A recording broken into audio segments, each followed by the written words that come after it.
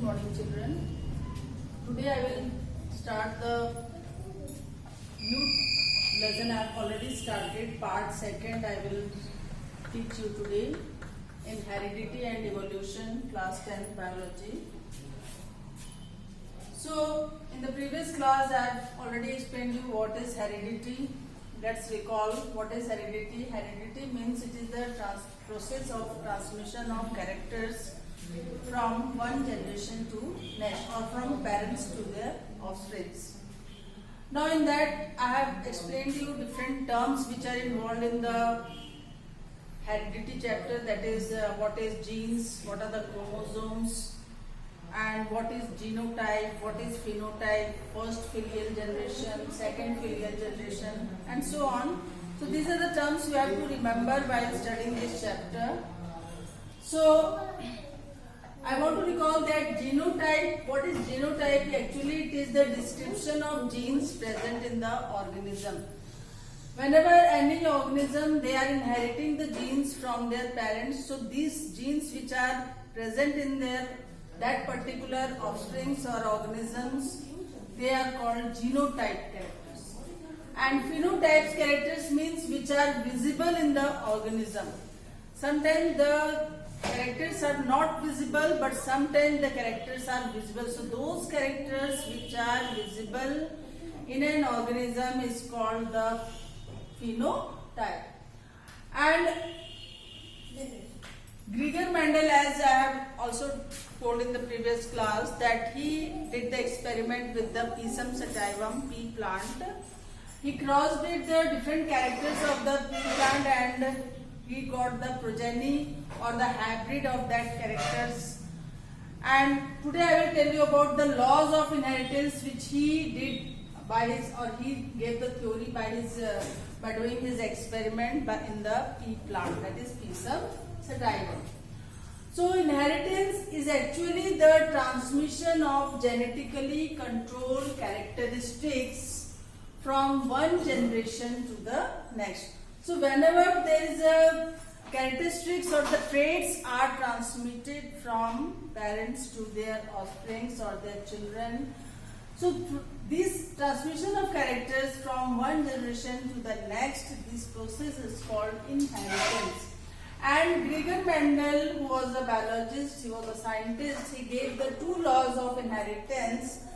First one is the monohybrid inheritance and second one is the dihybrid inheritance.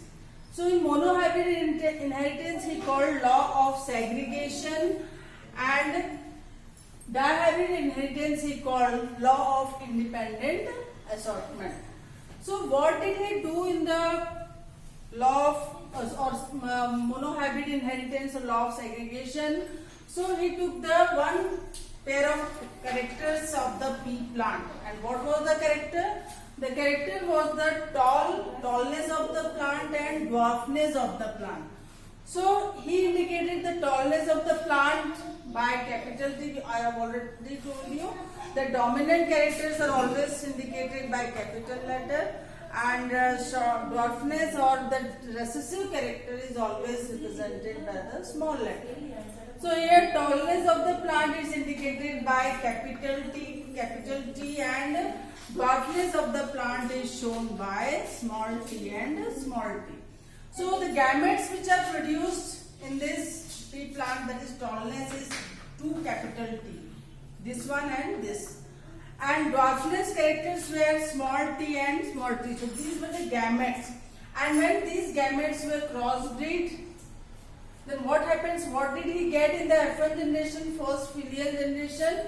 When this capital T crossed with the small t, he got capital T and small t. This means tall plant, because here one character is dominant, that is capital T, and another one is recessive.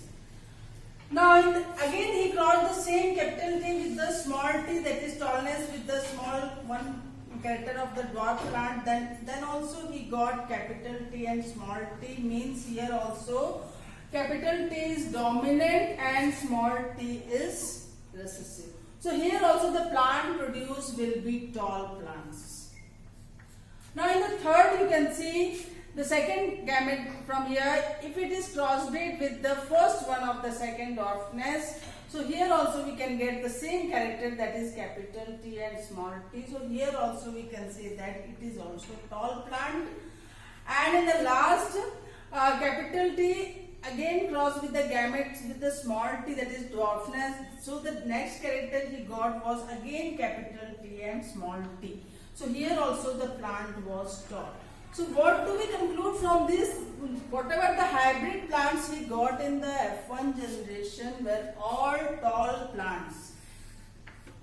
So this F1 progeny he got was all tall plants. And in the second, what did he do? In the second experiment, he crossbred both the tallness and dwarfness characters of the plant.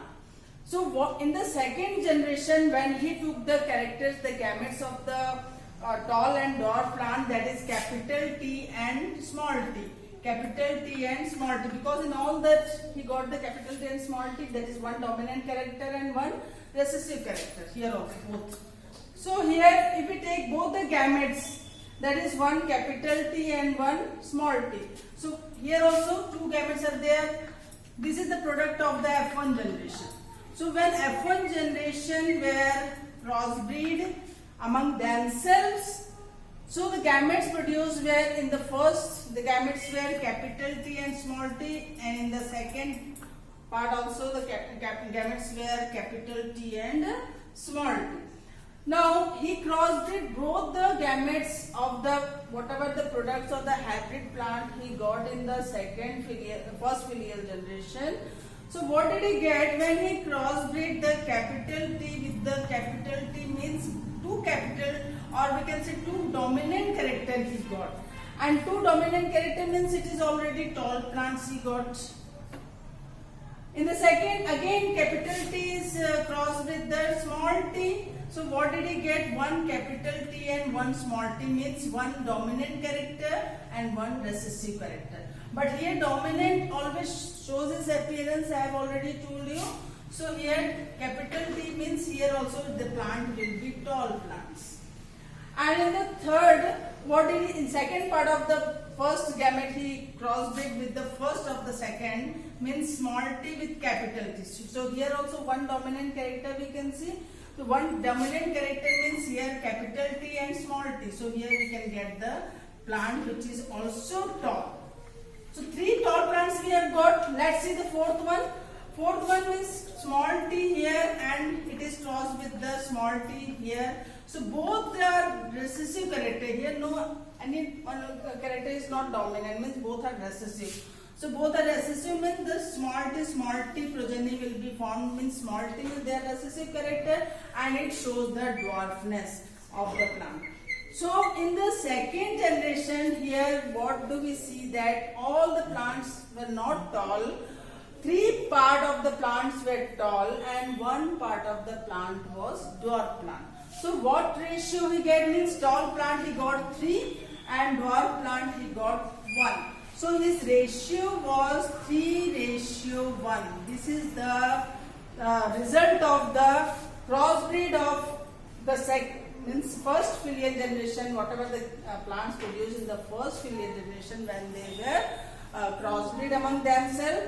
Then in the F2 generation he got all the plants and that is tallness and dwarfness of the plant in the ratio 3:1. So this is the monohybrid inheritance, and it is called monohybrid inheritance because he took only the one type of character, that is the length of the plant. Length of the plant means tallness and dwarfness. Tallness means tall plants and dwarfness means short plant. And that's why it is called law of segregation. Law of segregation, it is called because the characters of these organisms are determined by internal factors which occur in pair. Only of a pair of such factors can be present in a single gamete. So these characters, that's why it is called the law of segregation. So you might have all understood what is the law of segregation or the monohybrid inheritance given by the Krieger-Mendel. In the second class, next class, I will teach you about the dihybrid inheritance, which was also given by the Krieger-Mendel. Thanks for today.